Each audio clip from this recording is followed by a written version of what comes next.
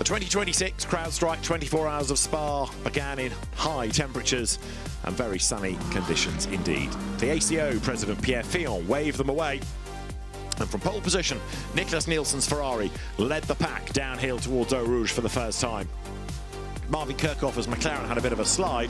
Nothing as bad as Ariel Levy, who hit the curb, hit an Aston Martin and then hit the wall.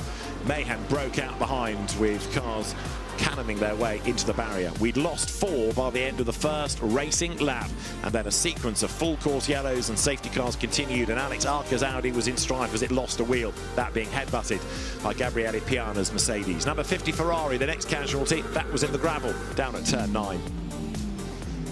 CSA Racing's 555 McLaren turned around by the number 71 Ferrari. That got a penalty.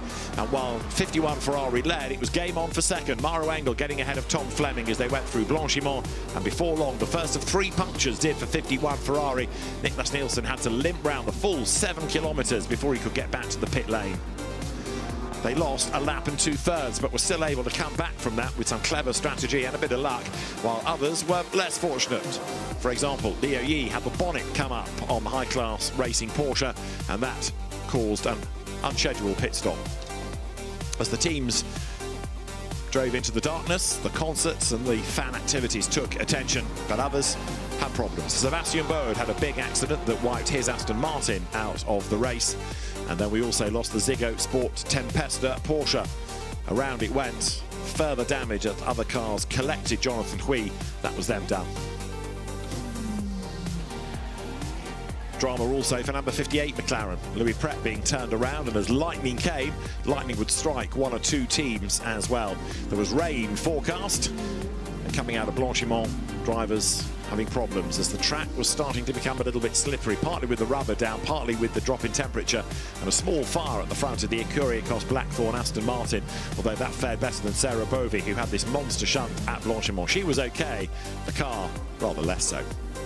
The rain was coming, but thankfully it came while the race was under a caution period. When we went green again, the rain had stopped, the road was soon drying out, and the McLaren of Louis Pret got into the back of traffic. That did the radiator and put them effectively out of the race. They were 28 laps down at the end, although plugged on for points.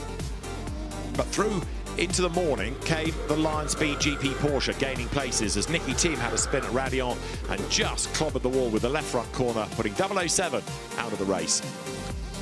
The Lion Speed Porsche of Thomas Preining, Bastien Bus and Ricardo Feller was working its way up the order and wriggled its way ahead of 51 Ferrari to gain another place as Ian Schengouwen went toe-to-toe with Raffaele Marciello, sweeping down through Eau Rouge, and a rather worried Augusto Farfus looked on.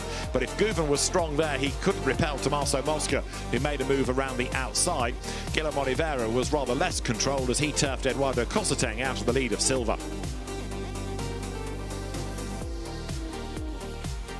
Then Mosca went for the lead. He tried his outside line, but this time it didn't work, and that contact did another tyre.